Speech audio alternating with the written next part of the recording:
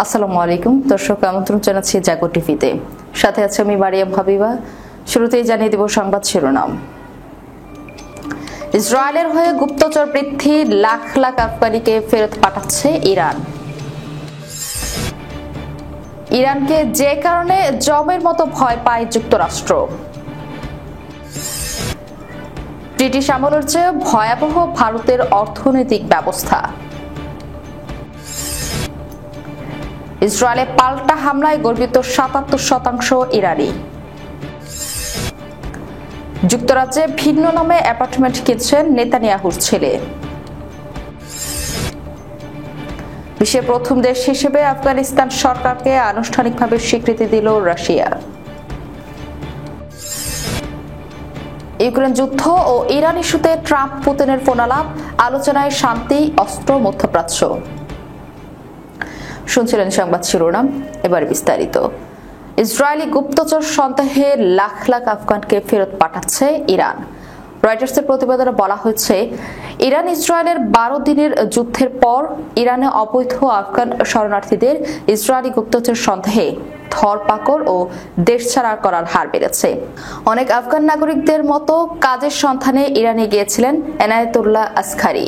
তবে গত মাসে ইরান ইসরায়েলের 12 দিনের সংঘাতের পরিণত তাকেও ভোগ করতে হচ্ছে। দুই দেশের সংঘাতের কারণে এমনিতেই ইরানের নির্মাণ খাতে কাজ কমে যাওয়ায় বেকায়দায় পড়েছিলেন অভিবাসী আফগানিস্তানরা।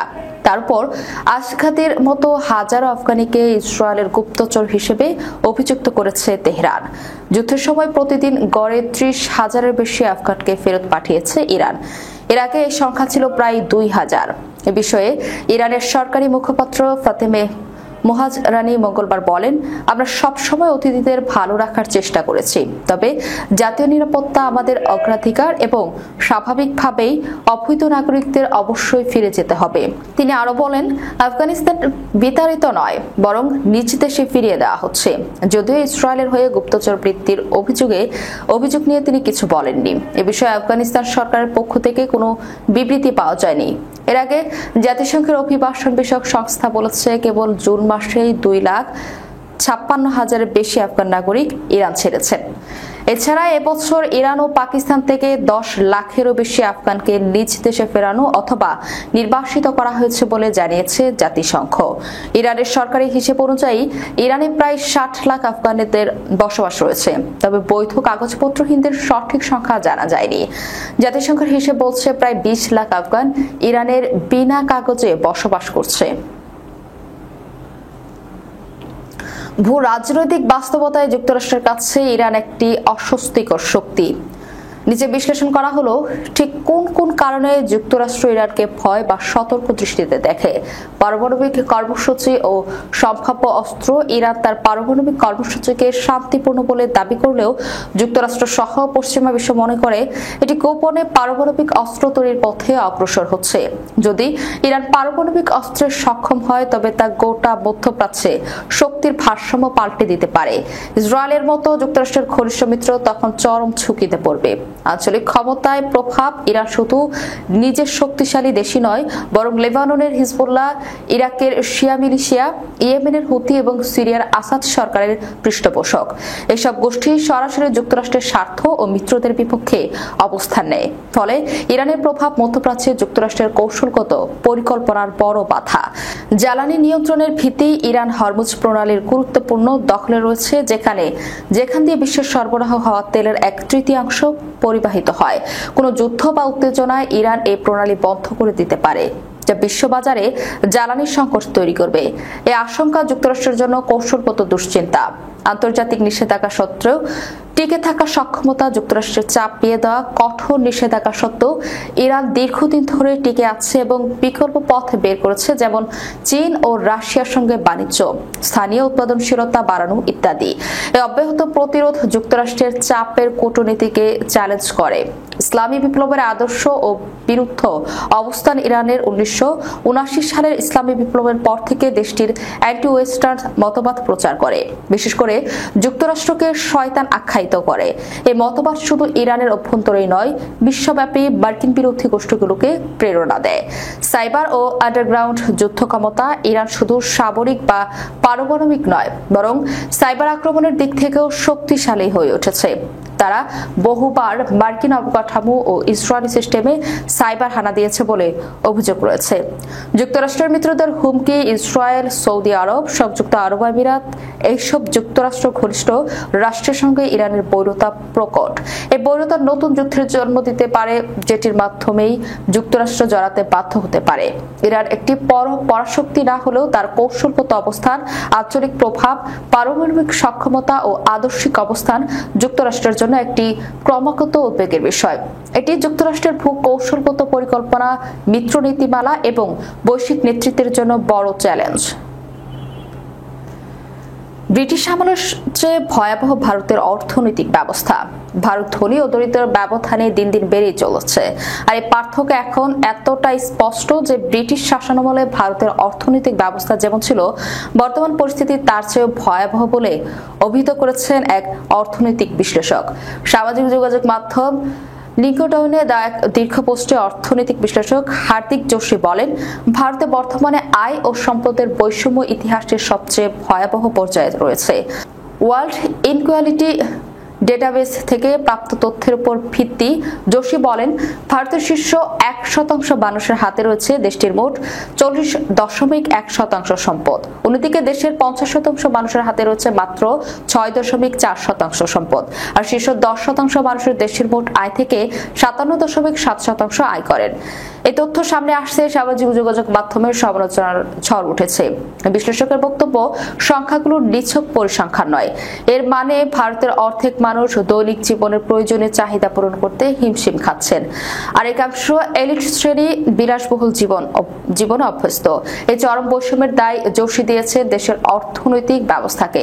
তার বক্তব্য, এই ব্যবস্থায় ধনীদের স্বার্থ রক্ষা করে, কর কাঠামো ধনীদের সুবিধা দেয়, শ্রমিকের কোনো সুরক্ষা নেই। কর্পোরেটের একচেটিয়া আধিপত্যে পিষ্ট হচ্ছে ছোট ব্যবসা, রিয়েল এস্টেট আর শেয়ার বাজার থেকে যে মুনাফা হয় তা শুধু ধনীদেরই পকেটে যায়। উপরোক্ত রাজনৈতিক চাঁদা ও লবিংয়ের মাধ্যমে ধনীরা নিশ্চিত করেন যে কোনো সংস্কার তাদের স্বার্থে আঘাত না করে। অর্থনৈতিক বৈষম্য ধনীদের ক্ষতি করে না বলেও মনে করেন তিনি, তাই তাদের এত কোনো যায় আসে না।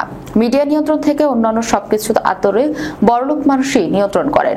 দরিদ্রদের জন্য নীতি আনলে তাকে ভিক্ষা বলে প্রচার করে, অথচ নিজেরা হাজার হাজার কোটি টাকা কর ছাড় ভর্তি কিনেন। ইসরায়েলের সাম্প্রতিক আগ্রাসনের জবাবে নিজেদের ক্ষেপণাস্ত্র ও ড্রোন শক্তি দিয়ে পাল্টা হামলা চালায় ইরান। ইরানের এই সক্ষমতাকে গর্বের প্রতীক হিসেবে দেখছেন দেশটির অধিকাংশ নাগরিক। ইরানের রাষ্ট্রীয় সম্প্রচার সংস্থা IRIBর গবেষণা বিভাগের এক জরিপে দেখা গেছে, এই পাল্টা প্রতিক্রিয়ায় 77% ইরানি গর্ব অনুভব করেছেন। ইরানের আধা সরকারি বার্তা সংস্থা প্রেস টিভি এই জরিপ প্রকাশ করেছে। জুন 2025-এর শেষ ভাগে তেহরান সহ 33টি শহরে 15 বছর ও তদূর্ধ্ব বয়সী 4943 জন নারী পুরুষের অংশগ্রহণ পরিচালিত এই জরিপে অংশগ্রহণকারীদের মধ্যে 51.6% পুরুষ এবং 48.4% নারী। জরিপ অনুসারে অপারেশন ট্রু প্রমিস 3 নামে পরিচালিত ওই হামলার ব্যাপারে 80.5% নাগরিক ইরানি সামরিক বাহিনীর পারফরমেন্সকে সম্পূর্ণ শক্তিশালী বা অনেকটা শক্তিশালী বলে অভিহিত করেছেন।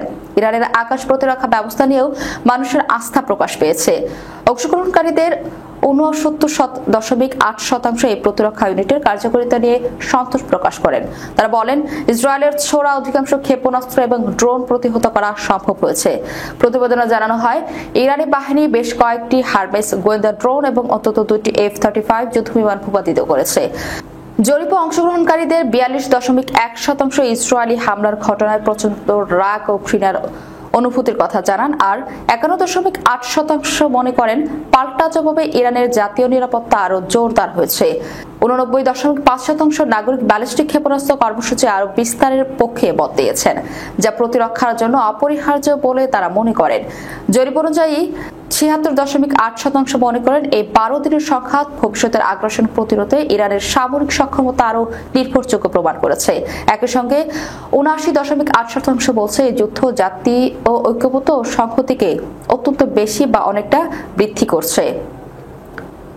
2022 সালের যুক্তরাজ্য ভিন্ন নামে চুপিসারে একটি অ্যাপার্টমেন্ট কিনেছে ইসরায়েলের প্রধানমন্ত্রী বেনিয়ামিন নেতানিয়াহুর ছেলে আফনার নেতানিয়াহু। সে সময় যুক্তরাজ্যের অর্থনীতিতে টালমাটাল অবস্থা চলছিল এবং ক্রয় সম্পর্কে ইসরায়েলি কর কর্তৃপক্ষকে জানানো তার জন্য বাধ্যতামূলক ছিল না। বুধবার ইসরায়েলের অর্থনীতি ও বাণিজ্য বিষয়ক সংবাদপত্র কালকালিস্ত এক প্রতিবেদনে এই তথ্য জানায়। প্রতিবেদনে বলা হয়, অক্সফোর্ড শহরে 5,02,500 পাউন্ড মূল্যের অ্যাপার্টমেন্টটি আফনার কিনেছিলেন 2022 সালের অক্টোবর মাসে। ওই সময় তৎকালীন ব্রিটিশ প্রধানমন্ত্রী লিজ ট্রাসের ঘোষিত একটি বাজেট প্রস্তাব পাউন্ডের মান ধসিয়ে দেয়। খবরে বলা হয়, অ্যাপার্টমেন্টের জন্য আফনার 19,80,000 শেকেল পরিশোধ করেন। বিদেশি সম্পদ কেনাকাটার ক্ষেত্রে ইসরায়েলের কর কর্তৃপক্ষকে বাধ্যতামূলকভাবে জানাতে হয়। এমন 20 লাখ শেকেল সীমার নিচে এটি।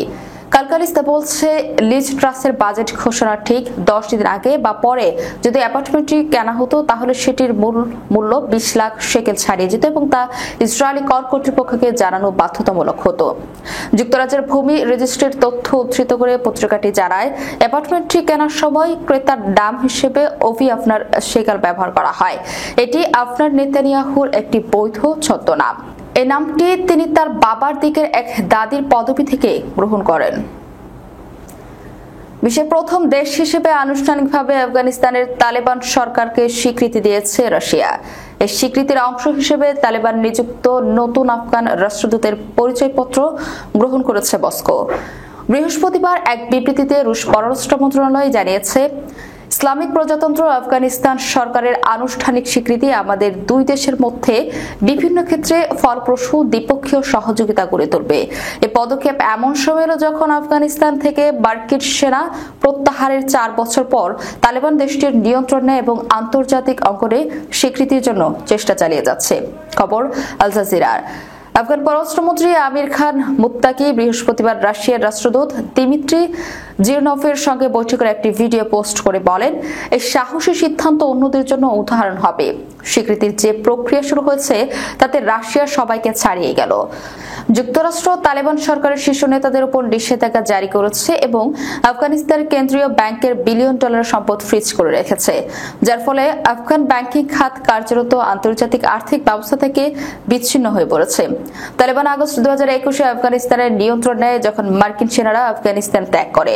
রাশিয়া তখন যুক্তরাষ্ট্রের এই প্রস্থানকে ব্যর্থ বলে অভিহিত করেছিল এবং এরপর থেকে তালেবান প্রশাসনের সঙ্গে সম্পর্ক স্বাভাবিক করার উদ্যোগ নেয়। তারা তালেবানকে সম্ভাব্য অর্থনৈতিক অংশীদার ও সন্ত্রাস বিরোধী লড়াইয়ে মিত্র হিসেবে বিবেচনা করেছে। 2022 ও 2024 সালে রাশিয়ার অর্থনৈতিক সম্মেলনের তালেবানের প্রতিনিধির অংশ নেয়, আর 2024 সালের অক্টোবর মাসে তালেবানের শীর্ষ কূটনীতিকদের মস্কোতে রুশ পররাষ্ট্রমন্ত্রী সের্গেই ল্যাভরভের সঙ্গে বৈঠক করেন। 2024 সালের জুলাই রুশ প্রেসিডেন্ট ভ্লাদিমির পুতিন তালেবানকে সন্ত্রাস বিরোধী যুদ্ধমিত্র বলে আখ্যায়িত করেন, বিশেষ করে ইসলামিক স্টেট খুরাসান প্রদেশ এর বিরুদ্ধে, যারা আফগানিস্তান ও রাশিয়া উভয় জায়গায় ভয়াবহ হামলা চালিয়েছে।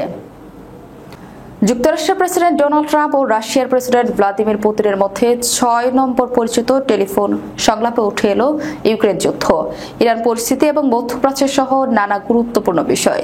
বৃহস্পতিবার এই ফোনালাপকে খোলামেলা ও গঠনমূলক বলে অভিহিত করেছে ক্রেমলিন।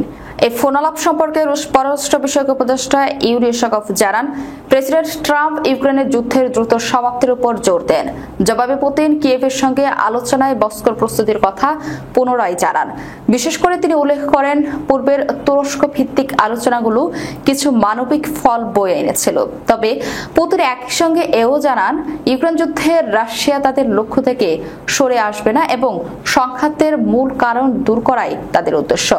রাশিয়া তাদের কৌশলগত লক্ষ্য অর্জন পর্যন্ত পিছপা হবে না, বলেন উশাকভ।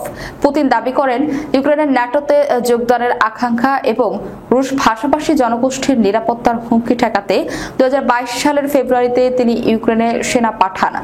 যদিও কিয়েভ ও পশ্চিমা মিত্ররা এই দাবি বরাবরই প্রত্যাখ্যান করে এসেছে। তিনি আবারও জোর দেন যে সম্ভাব্য শান্তি চুক্তির ক্ষেত্রে ইউক্রেনকে অবশ্যই ন্যাটোতে যোগদানের আকাঙ্ক্ষা ত্যাগ করতে হবে এবং রাশিয়ার দখলকৃত অঞ্চলগুলোতে স্বীকৃতি দিতে হবে। এই ফোনালাপ এমন এক সময় হলো যখন পেন্টাগন নিশ্চিত করেছে তারা ইউক্রেনের কিছু অস্ত্র সরবরাহ আপাতত স্থগিত রয়েছে।